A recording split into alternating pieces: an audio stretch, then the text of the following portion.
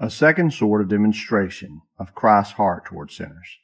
For we have not an high priest, which cannot be touched with the feeling of our infirmities, but was in all points tempted like as we are, yet without sin. Hebrews chapter 4, verse 15. A second type of evidence can be drawn from the various ongoing commitments that lie upon Christ in heaven. 2. There is another type of evidence that arises from the numerous continuing engagements that rest upon Christ now that he is in heaven. These engagements must necessarily incline his heart towards us as much, if not more, than ever before. Such engagements include 1. The enduring nature of all the close and intimate relationships and connections between Christ and us, which no amount of glory can alter. His heart and love cannot change, nor can he neglect any acts of love that these relationships require of him. Natural relationships such as those between a father and child, husband and wife, or siblings remain in force in the world for which they were created, and cannot be dissolved. It is true that these fleshly relationships cease to exist in the afterlife because they were meant only for this world, as stated in Romans 7:2. A wife is bound to her husband as long as he lives. However, the relationships between Christ and us were established with regard to the world to come, as mentioned in the Epistle to the Hebrews, and therefore they retain their full vitality and are fulfilled in that world. This is why Christ is described as the same yesterday, today, and forever in Hebrews 13:8. To illustrate this, consider the unbreakable and lasting bond of worldly relationships, which remain unaffected by changes in one's status or position. For instance, in the case of Joseph, even after his elevation to a position of power, his relationships and affections remained unchanged towards his brothers, despite the wrongs they had done to him and towards his father. In Genesis 45, he mentions both his elevated status, God has made me a father to Pharaoh, and Lord of all his house, and ruler over all the land of Egypt, Genesis 45:8, and his continued relation as a brother. I am Joseph, your brother, Genesis 45:4. He was the same person, and his affections towards them were evident as he wept over them and could not contain himself, Genesis 45, verses 1 and 2. Similar sentiments were expressed towards his father, as he instructed his brothers to tell their father, "Thus says your son Joseph, God has made me Lord of all Egypt," Genesis 45:9, emphasizing that he was still their son Joseph. Consider another example where the mere relation of belonging to the same country and alliance is at play. In the case of Esther, when she was elevated to the position of queen over 127 provinces, even while in the arms of the mightiest monarch on earth and enjoying his highest favor, she cried out, "How can I endure to see the evil that shall come unto my people? Or how can I endure to see the destruction of my kindred?" Esther chapter 8, verse 6. She simply considered her relation and felt its effect through a blood connection. Now this holds even more true for husbands and wives as they are in even a closer relationship. If the wife were poor and afflicted with illness, while the husband was as great and glorious as Solomon in all his splendor, society would condemn such a man if he failed to acknowledge and show love and respect to his wife. Yet beyond all these relations, the relationship between a head and its members, being the most natural, carries the greatest obligation. As the apostle says, no man ever hated his own flesh, but loveth and cherishes it. Ephesians 5:29. It is a natural law that if one member is honored, all the members are to rejoice with it. 1 Corinthians 12:26. And if one member suffers, all the rest are to suffer with it. This is also true of Christ, as he stated in 1 Corinthians 12:12. These relationships are what move Christ to continue loving us. Jesus, knowing that he was to depart from the world, loved his own who were in the world, and he loved them to the end. John 13:1. The reason for this is rooted in his relationship to them. They were his own, encompassing all possible relationships.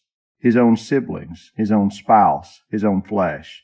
As he himself says, the very world will love its own, so he will undoubtedly love his own even more. The apostle asserts, he that provides not for his own family is worse than an infidel, 1 Timothy 5:8.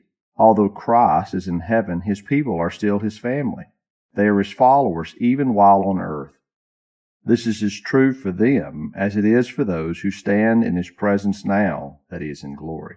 The statement in Ephesians 3:15 clearly declares, of whom the whole family in heaven and on earth is named. They collectively constitute one family to him as their Lord.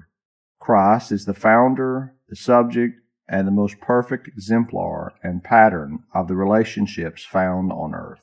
1. Firstly, he is the originator of all relationships and the affections that accompany them, both in nature and in grace. Just as the psalmist argues, shall he not see who made the eye?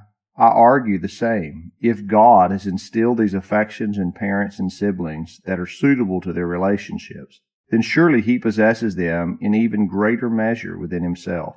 Even if our heavenly father Abraham may be unaware of us, and Israel does not acknowledge us, yet, O Lord, you are our Father and our Redeemer. Isaiah 63:16. The prophet speaks of Christ as evident in Isaiah 63, verses 1 and 2, in a prophecy about the Jews' call. And he speaks of Christ envisioning him in heaven, as he adds, Look down from heaven and behold from the habitation of your holiness and your glory. Isaiah 63:15.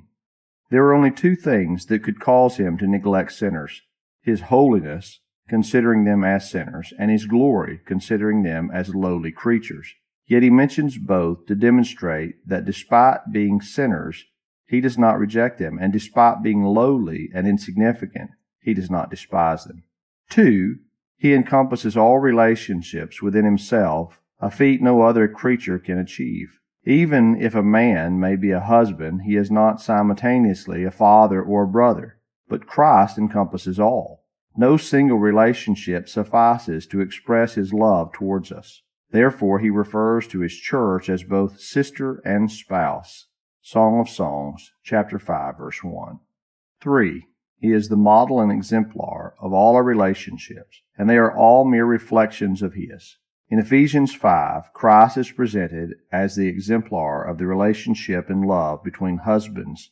The apostle instructs, Husbands, love your wives, just as Christ loved his church. Ephesians chapter 5, verse 25. Indeed, in Ephesians 5:31-33, the marriage of Adam and the words he spoke about cleaving to his wife serve as mere types and shadows of Christ's union with his church. The apostle clarifies, this is a profound mystery. I am talking about Christ and the church. Ephesians 5:32. Firstly, it is a mystery, meaning that Adam's marriage was secretly ordained to represent and signify Christ's marriage to his church. Secondly, it is a great mystery because the reality being signified is so grand that the earthly representation is merely a shadow of it.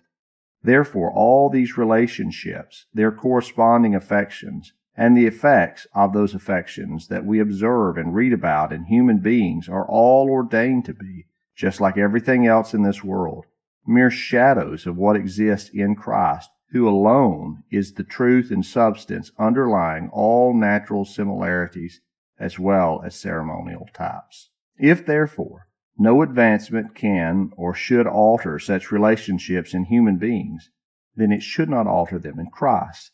He is not ashamed to call us brethren, as stated in Hebrews 2:11. And yet, just before that, the apostle mentioned Jesus being crowned with glory and honor, Hebrews 2:10. Indeed, just as when one member suffers, the rest are affected with sympathy. The same holds true for Christ. Paul persecuted the saints, the members, and the head in heaven cries out, Why are you persecuting me? Acts chapter 9, verse 4. Though the foot was trodden upon, the head felt it, even while being crowned with glory and honor.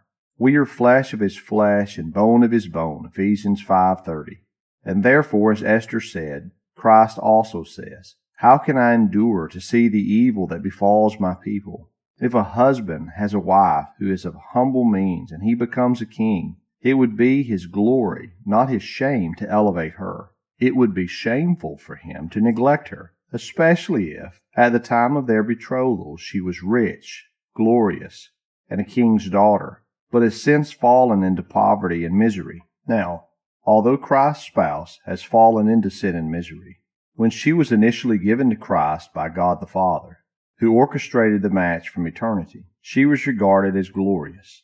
In the act of election, both Christ and we were considered by God in that future glory to which He intends to bring us, with the intention preceding the execution. For God, at the beginning, looks at the end of His works and what He intends to make of them. Thus, in His original plan to make us glorious as we shall be, He presented us to His Son, as reflected in His decrees, adorned with the radiance of glory that He planned to bestow upon us. He showed us to Him as adorned with all the jewels of grace and glory that we will wear in heaven. He did this just as He brought Eve to Adam, whose marriage was a type and shadow of this union. Therefore, this was the first idea in which God embraced us, and we appeared before Him, and it was in this state that He presented us to Christ, as if saying, I will give you such a wife. The second person of the Trinity married us and undertook to bring us to that glorious state.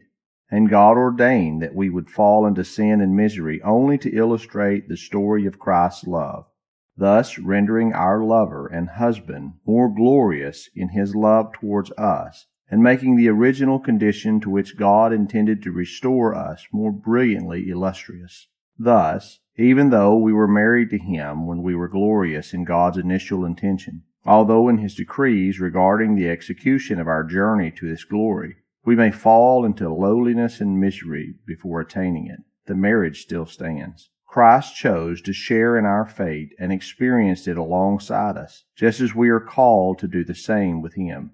That is why, when we fell into sin and our flesh became weak and susceptible to infirmities, He partook of the same. Hebrews chapter 2, verse 14. Similarly, now that He has been exalted to the ordained glory, He cannot rest until He has restored us to the beauty with which we were initially presented to Him. He desires to purify and cleanse us so that He may present us to Himself as a glorious church. Ephesians 5:26 and 27.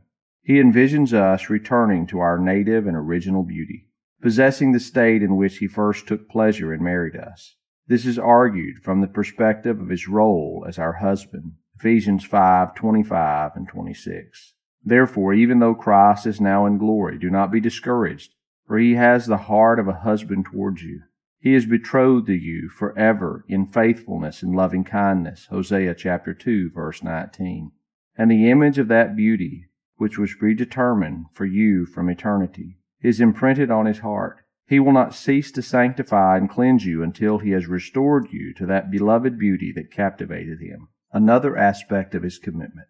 This love towards us is further intensified by what He did and endured for us on earth before ascending to heaven. Having loved His own to the extent of laying down His life for them, He will undoubtedly love them to the end, even for eternity. John 13:1. In various kinds of relationships, both spiritual and natural, we observe that having done much for someone we love engenders greater care and affection towards them. The profound sufferings of Christ for us have certainly produced a similar effect in Him. We can witness this in the love of parents. Besides the innate affection that mothers have for their children as their own, the pains, labor, and hardships they endure in giving birth increases their love for them, often surpassing that of fathers. The pinnacle of such affection is attributed to the mother's bond with her child, described as the son of her womb. Isaiah chapter 49, verse 15. Additionally, the act of personally nursing the child, despite the trouble and challenges it entails, deepens their affection and love for them. This is evident in the marked difference in affection and care they demonstrate towards the children they nurse compared to those they did not nurse among their own offspring. Thus, in Isaiah, the highest example of such love is mentioned in relation to a mother's affection for her sucking child. Similar dynamics apply to the conjugal love, wherein mutual affection is heightened through the trials and hardships encountered together. The more a couple suffers for one another, the stronger their desire and love become, and the beloved party for whom they endured the hardships becomes even dearer to them. And this holds true not only in natural relationships, but also in spiritual ones. We can observe it in holy men like Moses, who served as a mediator for the Jews, prefiguring Christ's role as our mediator. Moses, under God's guidance, risked his own life to deliver the Israelites from Egypt, led them in the wilderness, gave them the good law that brought them wisdom, and through his prayers averted God's wrath from them. Despite the constant murmurings and even attempts to stone him by the very people he had done so much for, his heart remained deeply committed to their well-being. When God, in his wrath against the Israelites, offered to make Moses into a greater and mightier nation than them, Moses refused the offer, even though it was the greatest temptation any human being had ever faced. He continued to intercede for them, using the argument of what he had done for them, such as the great might and power with which he had brought them out of Egypt, to implore God to extend his goodness towards them. Exodus 32:11. And God was moved by Moses' plea, as recorded in Exodus 32:14. Such was Moses' devotion to the people, that he had not only rejected God's offer, but he offered himself as a sacrifice for their sake, saying, "Blot me out of the book of life." Exodus 32:32.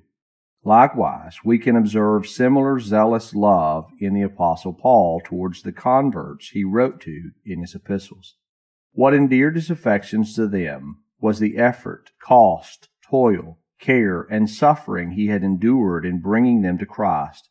We see his deep concern for the Galatians, fearing that his labor on them might be in vain. Galatians chapter 4:11. He expresses even greater depth of emotion when he says, "My little children, for whom I am again in the anguish of childbirth until Christ is formed in you." Galatians 4:19. He is willing to go through the pain of childbirth again for their sake, rather than lose what he had labored for previously. Drawing from both these examples, where one was a type of Christ and the other a direct reflection of Christ's heart, we can be assured of the love and affection that must dwell within the heart of Christ, based on what he has done and suffered for us. Firstly, let's consider Moses. Did Moses ever do for his people what Christ has done and suffered for you? Moses acknowledged that he had not carried his people in his womb, but Christ carried all of us, and we were the burden of his soul. He endured the agonies of death for us, as Peter described them in Acts chapter 2, verse 24. And what about Paul? Was Paul crucified for you? Paul himself asked this question. But Christ was crucified, and Paul mentions it to magnify Christ's love. Even if Paul had been crucified, would it have benefited us? No. So if Paul was willing to go through labor pains for the Galatians out of concern for their spiritual well-being, then how much more does Christ's heart move towards sinners? He has already endured immeasurable suffering for us, which he is reluctant to let go to waste. In addition, he has such great love for us that if it were necessary for our salvation, he would be willing to go through the pain and suffering again. However, he only needed to do it once, as the author of Hebrews explains, because his priesthood was perfect. Therefore, rest assured that his love was not exhausted or diminished by his death. It was multiplied. It was his love that led him to die and lay down his life for his sheep, as he stated in John 10:15. He himself said, "Greater love has no one than this, that someone lay down his life for his friends," John 15:13. And now, having died, it is inevitable that his soul would cling even more to his sheep. A cause or a person that a man has suffered much for, according to the proportion of his sufferings, is one's love and zeal thereunto. For these do lay a strong engagement upon a man, because otherwise he loses the thanks and the honor of all that he has already done and passed by. "Have you suffered so many things in vain?" says the apostle to the Galatians in 3:4, where he makes a motive and an incitement of it, that seeing they had endured so much for Christ and the profession of him, they would not now lose all for want of doing a little more. And does not the same disposition remain in Christ, especially seeing the hard work is over and dispatched which he was to do on earth, and that which now remains for him to do in heaven is far more sweet and full of glory, and as the reaping and joy of what he had here sown in tears. If his love was so great as to hold out the enduring so much, then now, when that brunt is over and his love has become a tried love, will it not continue? If when tried in adversity, and that is the surest and strongest love, and the greatest adversity that ever was, if it then held, will it not still do so in his prosperity much more? Did his heart stick to us and by us in the greatest temptation that ever was? And will his glorious and prosperous estate take it off or abate his love unto us? Certainly not. Jesus the same today, yesterday, and forever, Hebrews 13:8. When he was in the midst of his pains, one for whom he was then a-suffering said unto him, Lord, remember me when thou comest into thy kingdom. And could Christ mind him then? As you know, he did, telling him, This day shalt thou be with me in paradise. Luke chapter 23, verses 42 and 43. Then surely when Christ came to paradise, he would do it much more, and remember him too, by the surest token that ever was, and which he can never forget, namely the pains which he was then enduring for him. He remembers both them and us still, as the prophet speaks of God. And if he would have us remember his death till he comes, 1 Corinthians 11, verses 24 to 26, so to cause our hearts to love him, then certainly himself does it in heaven much more. No question but he remembers us, as he promised to do that good thief. Now he is in his kingdom, and so much for this second engagement. The third commitment is the obligation of an office that still rests upon him, demanding from him mercy and compassion toward sinners who come to him. Therefore, as long as he remains in that position and holds that office, which is perpetual, his heart must inevitably be filled with tenderness and compassion. This office is the office of priesthood, which is mentioned in this text as the basis of our encouragement to approach the throne of grace with confidence, seeking grace and mercy, since we have a high priest who has entered into heaven. Hebrews 4:15 and 16. I will now demonstrate two things to support this argument.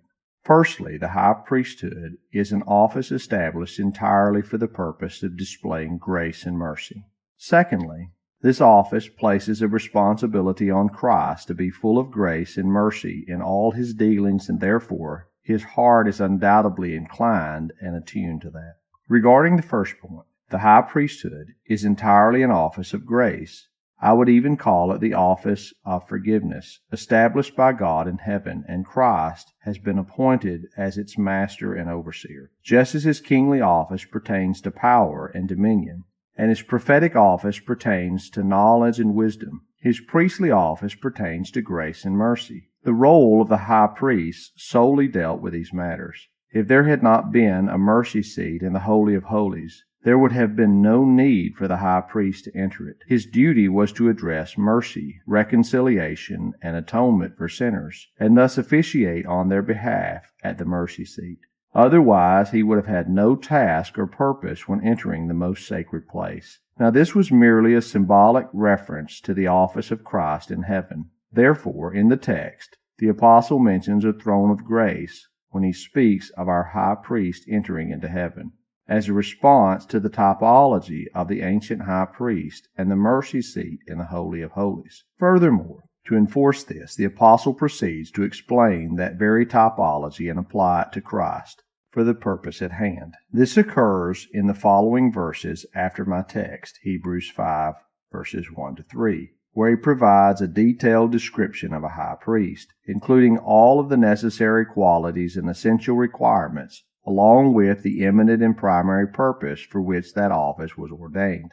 Now, the significant and essential qualifications specified there, which a high priest must possess, are mercy and grace, and the purposes for which he said to be ordained are acts of mercy and grace. In addition to the explicit meaning of these words, consider that they are introduced to support and confirm the exhortation in the text, where Christ is portrayed as a high priest who can sympathize with our weaknesses. Therefore, we should approach with confidence for grace and mercy, because every high priest is selected from among the people and appointed to represent them in matters related to God, to offer gifts and sacrifices for sins. Hebrews 5:1. One who can have compassion. Thus, these words affirm what was previously stated and highlight Christ as the substance, displaying his grace and merciful nature in contrast to Aaron and his sons, who were mere shadows. All of this is intended to comfort believers.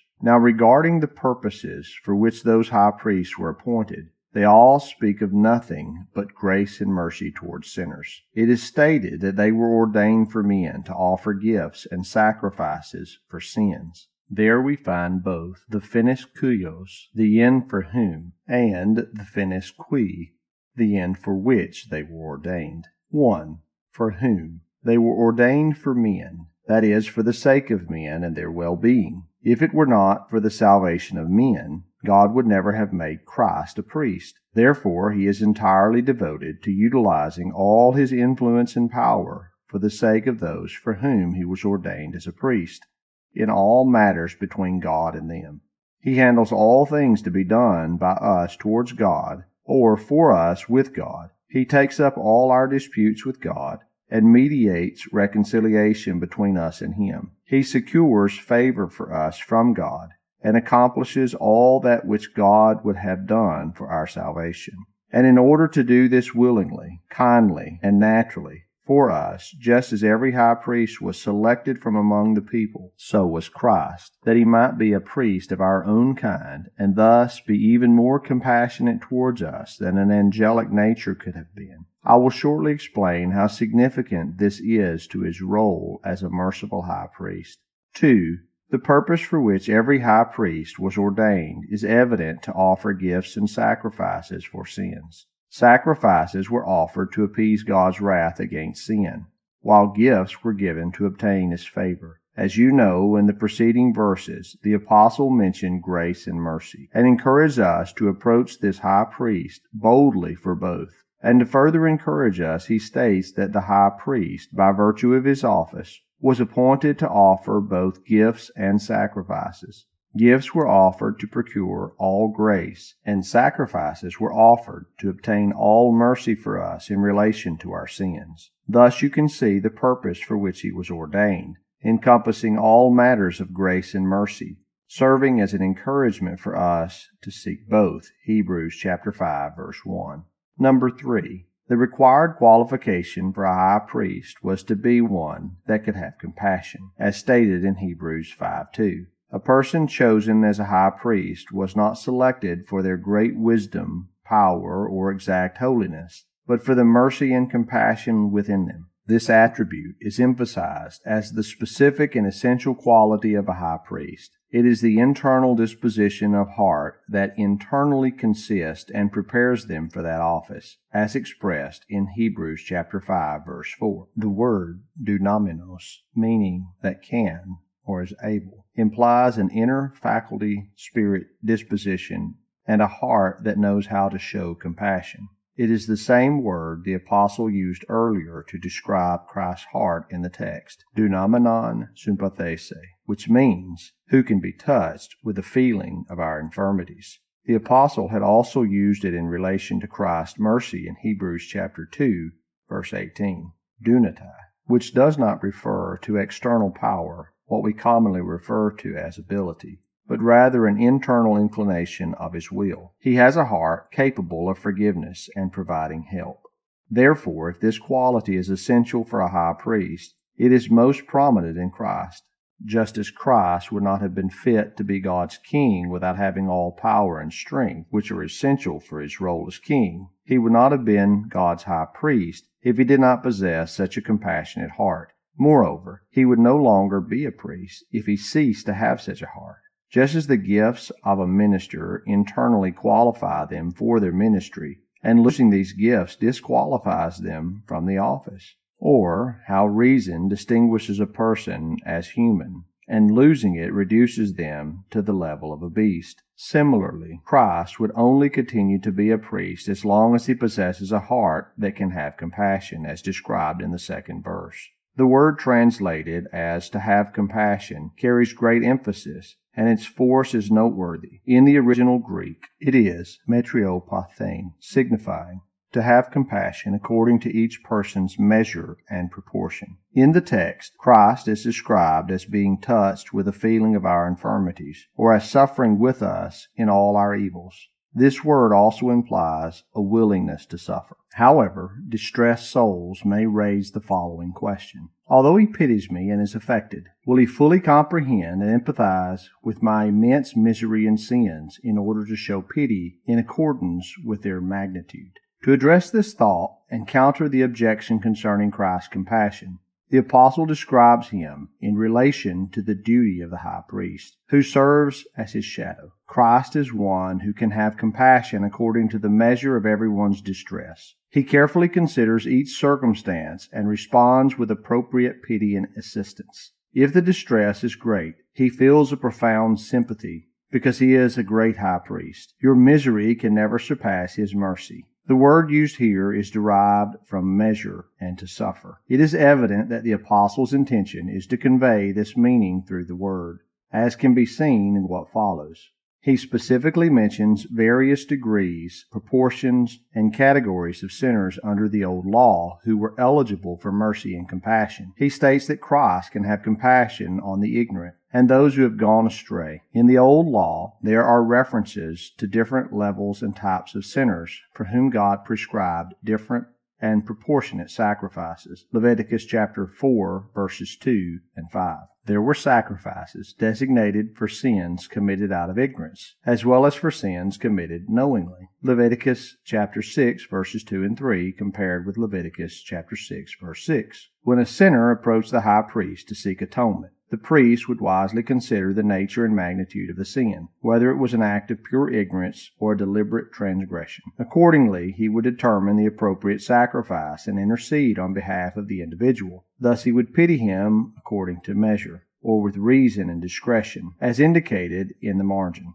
That is why the apostle mentions both the ignorant sinners, those who sin out of pure ignorance, and those who have gone astray, committing willful and intentional iniquity. Through this characteristic of the high priest, the apostle portrays Christ. His response toward individuals corresponds to the extent of their need and distress caused by sin and misery. As we have sins of varying degrees, he has corresponding measures of mercy and provides proportional mediation, whether they are acts of ignorance, recurring daily sins, or more severe and presumptuous transgressions. Therefore, let neither category of sin discourage anyone from approaching Christ for grace and mercy. To conclude, Christ possesses the qualification of a merciful compassionateness for this office, and the purpose of this office is to extend mercy to sinners of all kinds, according to the measure and magnitude of their sins and miseries. From these points, the following corollaries arise, completing the demonstration at hand. 1. He is no longer suitable for this role unless he continues to possess a gracious disposition and the ability to have compassion. 2. He cannot faithfully fulfill the responsibilities of this office as intended unless he demonstrates grace and mercy to those who come to his throne of grace seeking it. And that is the second point that I initially stated. This office imposes a duty on him to have compassion, and it necessarily follows from the previous point. To further confirm this, we have both of these aspects presented together in another parallel passage, which is Hebrews 2:17, that he might be a merciful and faithful high priest. Here he is described as both merciful and faithful, and both attributes are ascribed to him in relation to his high priest's office as a faithful high priest. This pertains to his role in heaven after the days of his earthly existence. The apostle explains the reason behind it, stating that he himself has suffered, Hebrews 2:18, which refers to the time after his suffering ended. When he is referred to as merciful, he relates to the internal disposition of his heart mentioned earlier, which qualifies him for this office. On the other hand, when he is described as faithful, it refers to his execution of the duties incumbent upon him. He is faithful in fulfilling the duty assigned to him by his appointment to that office. Therefore, this goes beyond the previous point by demonstrating that exercising mercy is an obligation of his position. And if he is to be faithful, he must be merciful. Faithfulness in any office implies the precise fulfillment of responsibilities prescribed by the one who appoints to that office, viewing them as obligations. This accurately describes faithfulness, and it applies to Christ. This is implied in the following passage, which immediately follows at the beginning of Hebrews 3:2. Who was faithful to him that appointed him, as Moses also was faithful in all his house. The same sentiment is expressed explicitly in the previously quoted passage from Hebrews 5,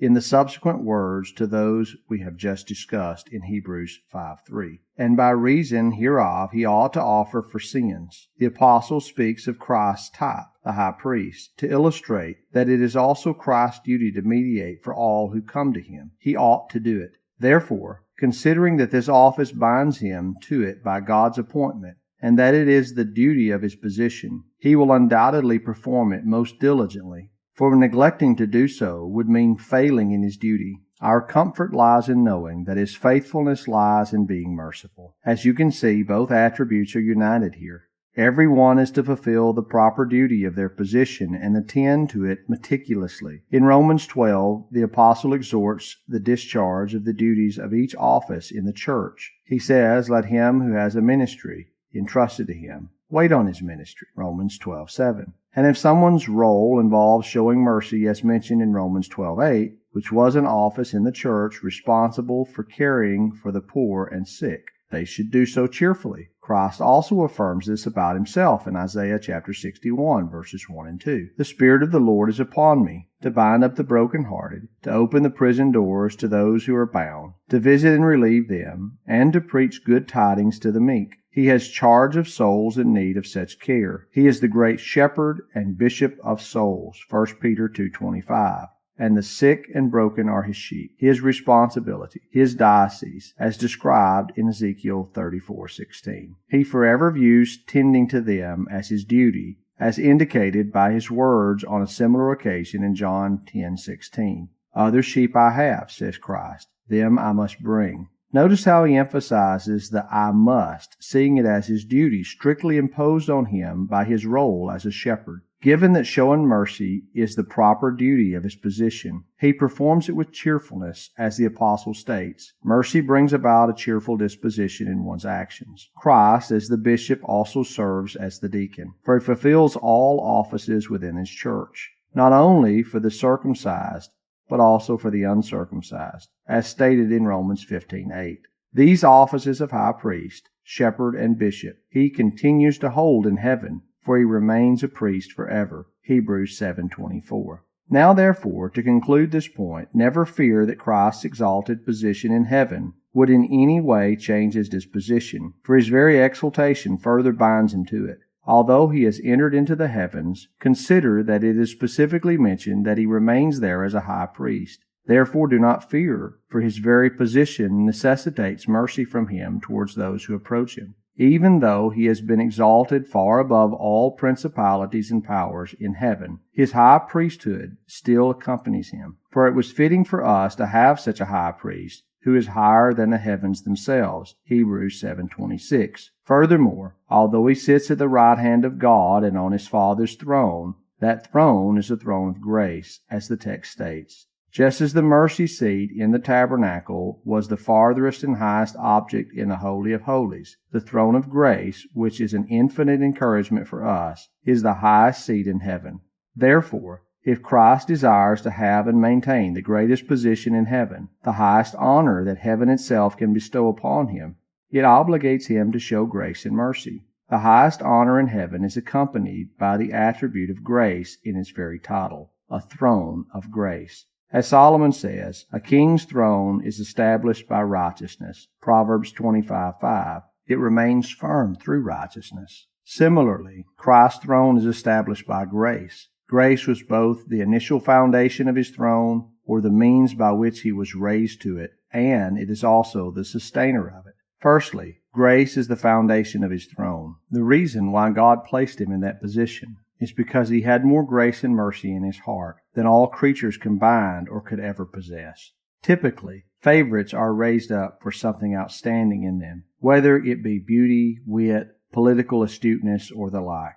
If you ask what prompted God to elevate Christ to this lofty throne, it was his grace. As stated in Psalm 45:2, grace is poured upon thy lips, and it dwells even more abundantly in his heart. As a result, God hath blessed thee, as the verse continues, bestowing upon him all the glories of heaven, which are God's blessings to his Son. Secondly, grace upholds his throne, as Psalm 45:4 declares, "In thy majesty prosper thou," not only because of meekness and righteousness, but also because of truth. This truth refers to the word of truth, the gospel of our salvation, as Paul explains in Ephesians chapter 1, verse 13. These are the pillars and supports of his throne and majesty. And you can see that two of them pertain to grace, meekness, and the gospel of our salvation, while one pertains to justice or righteousness, yet even that one is for our benefit. It is through these elements that Christ's throne is established. As Psalm 45:6 continues, "Thy throne, O God, is forever and ever." And you know that this is applied to Christ in Hebrews 1:8.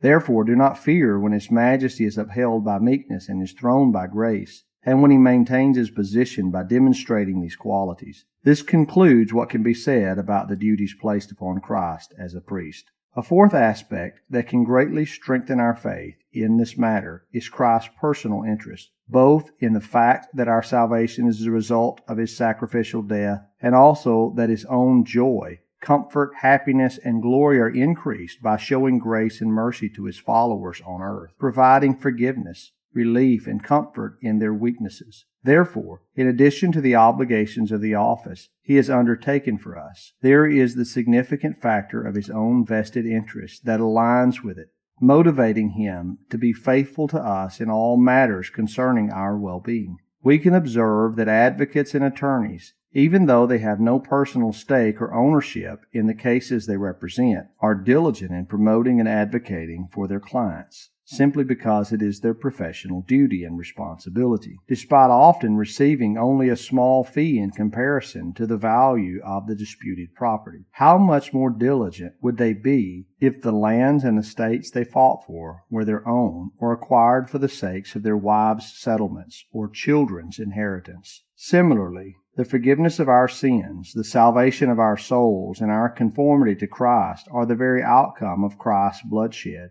And in working toward these ends, he benefits his own children and spouse, which is essentially benefiting himself. In fact, his engagement in these matters brings him even greater comfort and glory than it bestows upon us. Hence, in the beginning of the subsequent chapter, Hebrews 3, the apostle states that Christ is faithful in executing his office, not merely as a servant entrusted by his master, but as an owner who possesses a vested interest in the things entrusted to his care and receives a reward for them.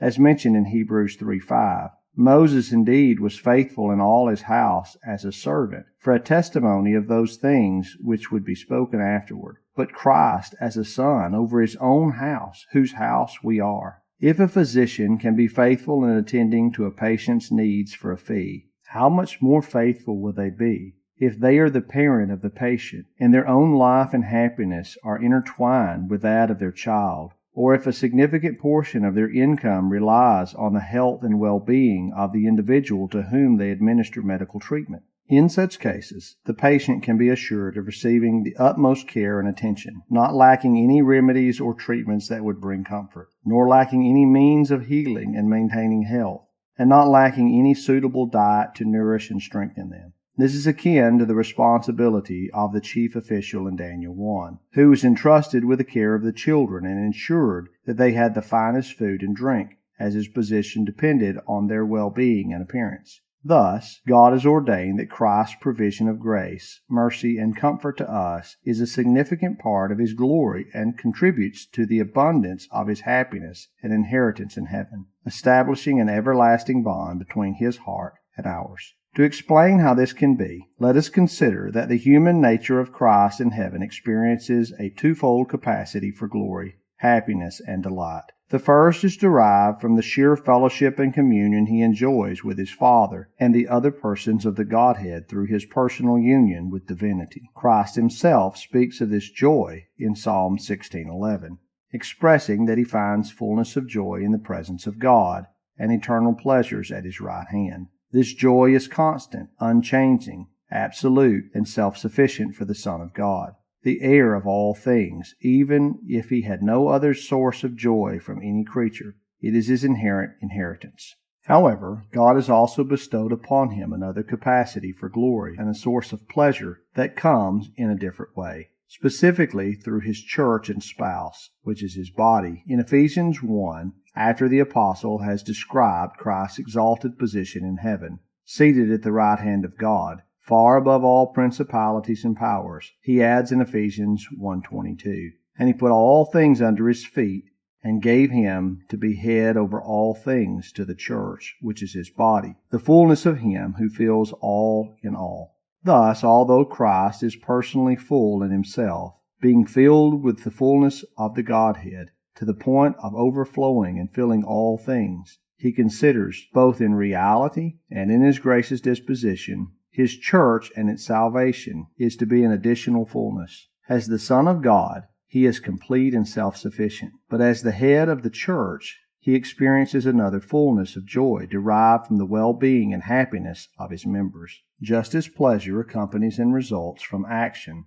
this joy arises from his acts of grace and continual benevolence towards his members. As the apostle expresses it, it is through his filling them with mercy, grace, comfort, and happiness that he himself becomes even more full. This, too, is his inheritance alongside the previous one. Therefore, Christ has a twofold inheritance upon which he draws for his sustenance. The first is personal, inherent to him as the Son of God, even from the moment of his incarnation, before he had performed any work towards our salvation. The second is acquired, earned, and deserved through his great service and obedience, particularly in his role as the mediator and head of the church. While he is completely self-sufficient, never lacking in himself, he does not disregard the portion of his reward that comes from below. In addition to the glory of his person, there is glory in his role as the mediator and head of his church. Thus, even though he is fully satisfied in himself, he values and appreciates this aspect of his reward that originates from the earthly realm.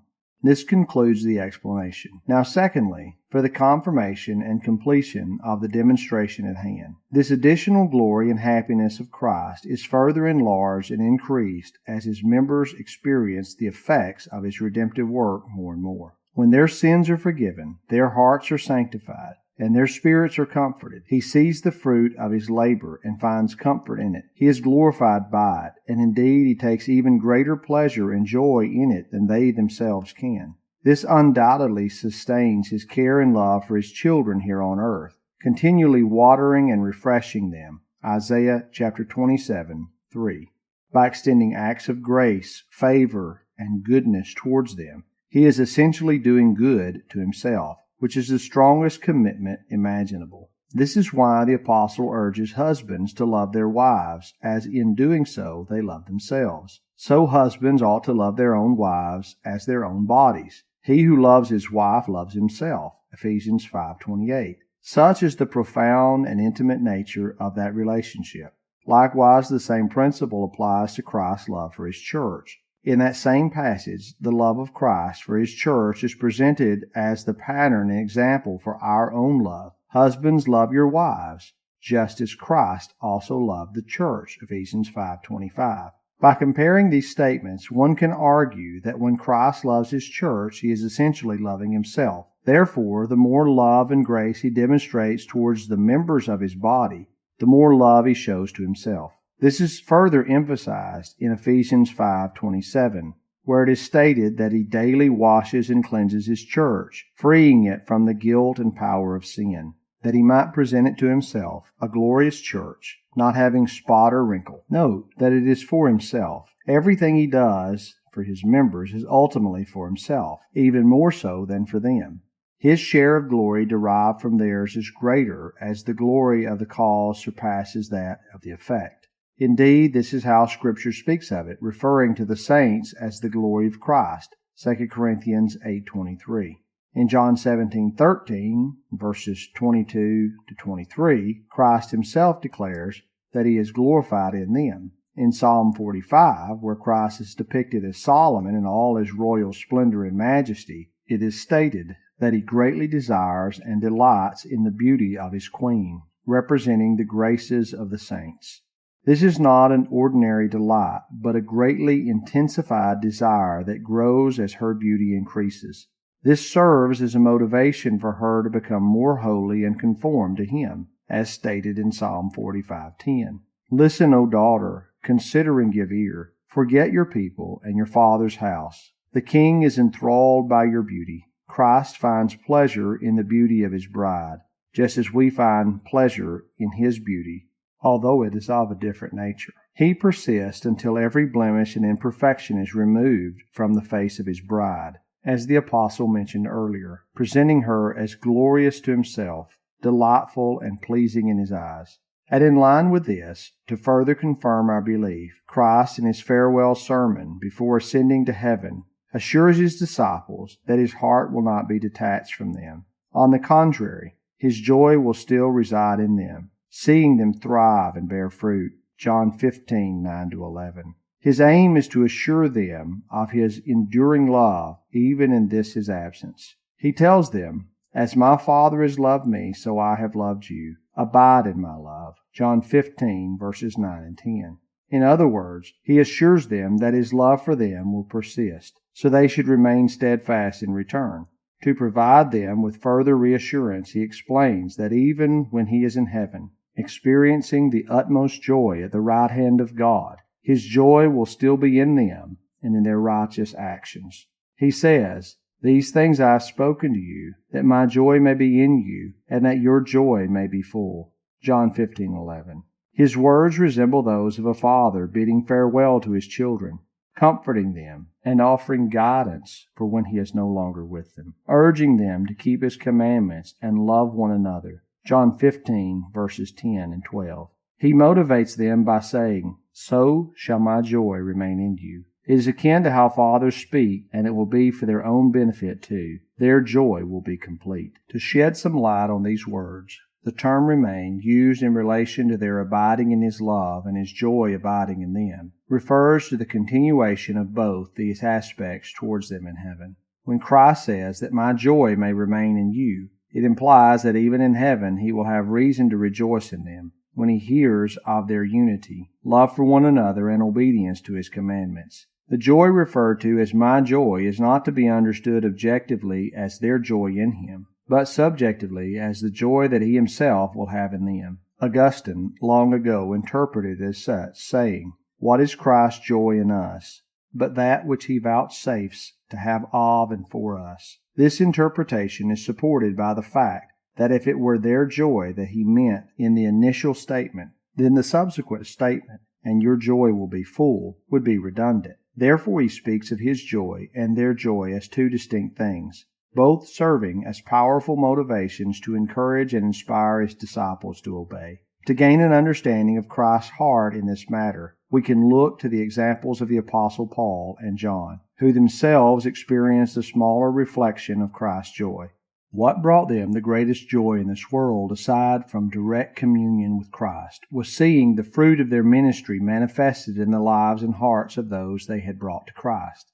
Look at how Paul expresses himself in 1 Thessalonians 2:19, saying, "What is our hope or joy or crown of rejoicing? You are our glory and joy." John says something similar in 3 John chapter 1, verse 3.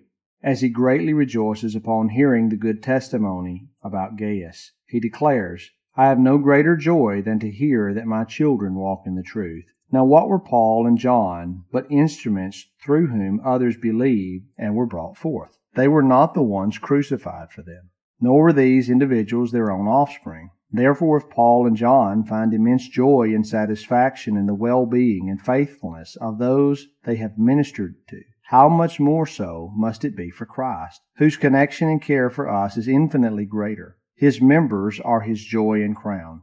Seeing them come to him for grace and mercy, and witnessing their commitment to truth, brings him even greater delight, for he sees the fruits of his sacrificial work and is content. Surely what Solomon says about parents being gladdened by wise children applies even more to Christ. Holiness, fruitfulness, and spiritual comfort in our lives here on earth bring joy to the heart of our everlasting Father.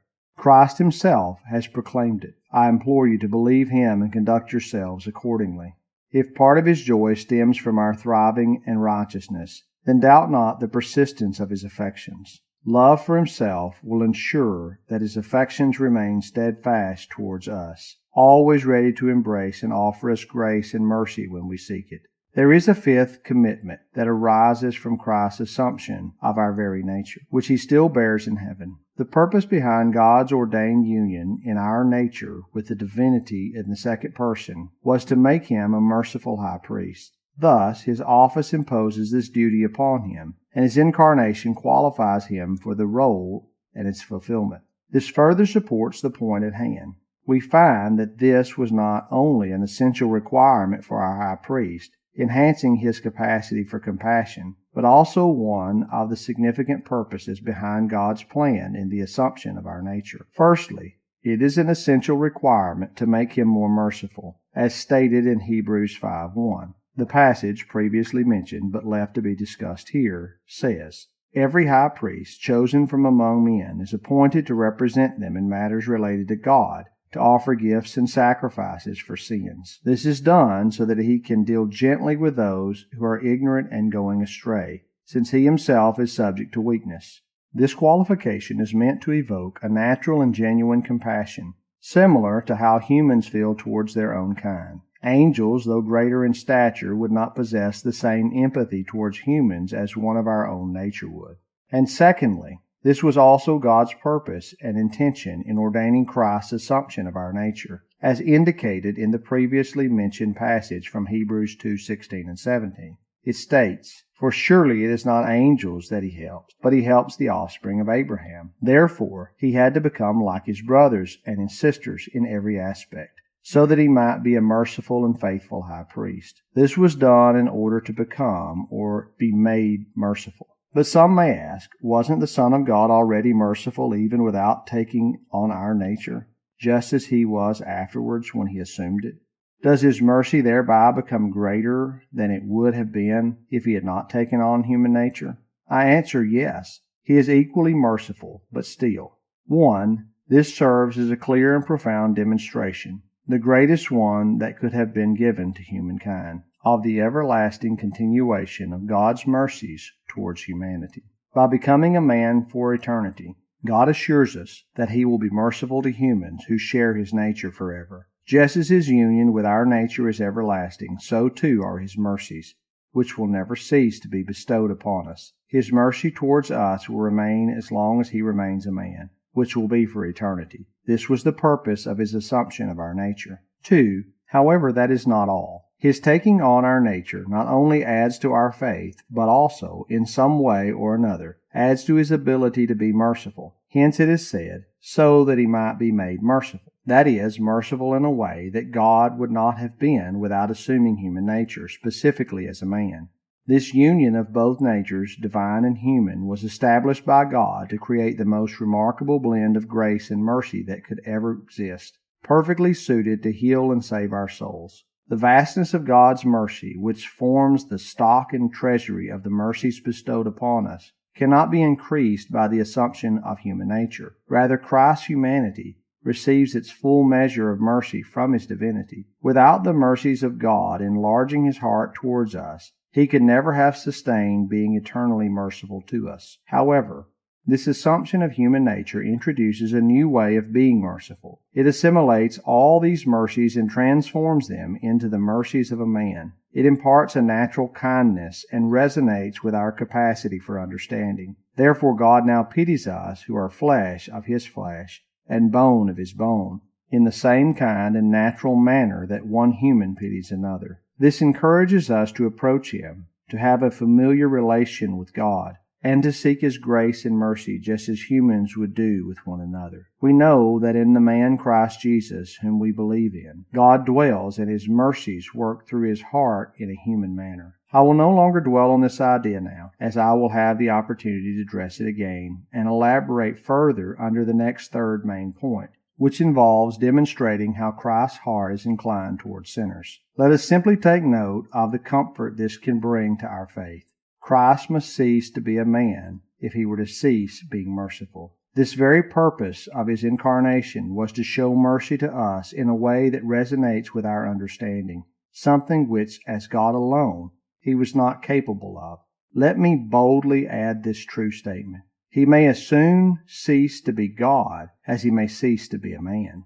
Once he assumed human nature, It was elevated to all the inherent privileges of being the Son of God, one of which, and now inherent to him, is to remain eternally united. He may as soon cease to be either God or man as he may cease to be ready to show mercy. Therefore, not only does the scope of Christ's role, but also the purpose behind his assumption of our nature place a stronger and more compelling obligation upon him than any before, or than all of them combined.